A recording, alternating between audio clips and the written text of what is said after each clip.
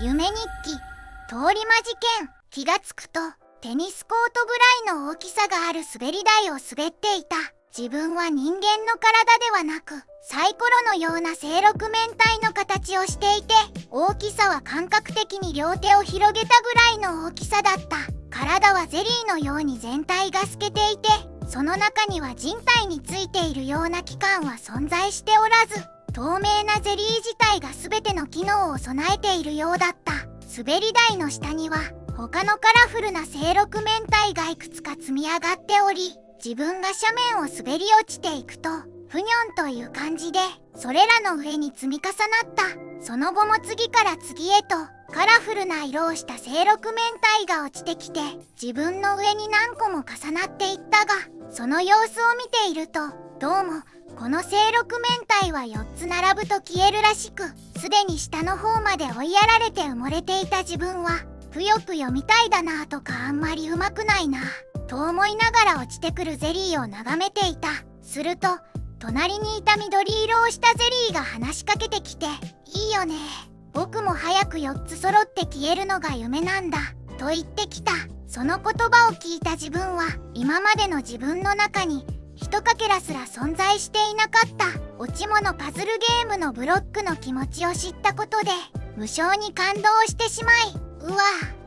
面白い、落ちてくるブロックにそんな感情があったのかと妙に気持ちが高鳴ってしまった。それを知ってから改めてゼリーたちを見てみると、確かにめっちゃキラキラしたエフェクトをまといながら光とともに消えてゆくゼリーたちは、顔はないので表情はわからないはずなのだが、みんな人生をやり遂げたような達成感に満ち恍惚な表情をしているように見えた。そうなると途端に自分も消してもらいたくなってきたのだが、プレイヤーがあまり上手ではないのに加えて自分はかなり下の方に埋もれていたので、早く消してもらえるといいねと隣の緑のゼリーに話しかけると、自分はいつの間にか人間の形に戻っていて、両脇を田んぼに挟まれた真っ暗な一車線の田舎の道をスクーターで走っていた。他にも3台ぐらいのスクーターが一緒に並走していて、こんなに暗くて狭い道なのに危ないな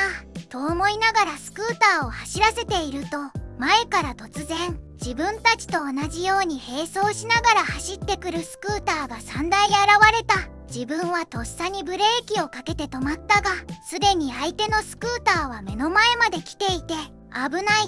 と思わず目をつぶると、前から来ていたはずのスクーターは消えていて、自分にも怪我一つなかった。不思議に思いながら再びスクーターを走らせていると、後ろから大きな声が聞こえてきたのでスクーターを止めて後ろを見てみることにした。そこには並走していたバイクの運転手がフルフェイスのヘルメットを脱いで呪物コレクターの田中俊之みたいな男と揉めているところだった。スクーターの運転手は10代ぐらいの若い女性だったので、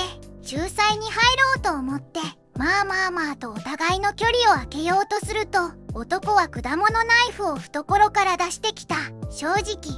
風体も怪しい男だったので一目散にスクーターに戻りアクセルを全開にして逃げ出した。しかし 50cc のスクーターなので本当に出足が遅くて、もう少しで追いつかれるってところでやっとスピードが乗ってきて男と距離を取ることができた。だが自分の肉体は何を思ったのか、勝手にスピードを緩め始めて、その男が近づいてきたらギリギリのところでスピードを上げて距離を取ってまたスピードを緩めて近づいてきたら逃げてという性格の悪い遊びをし始めた。しかし案の定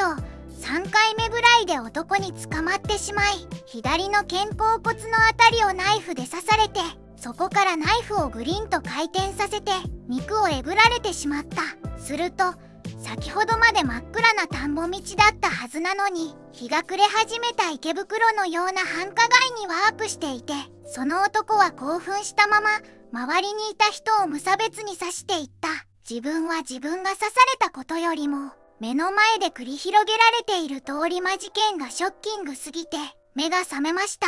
最後まで見てくれてありがとう。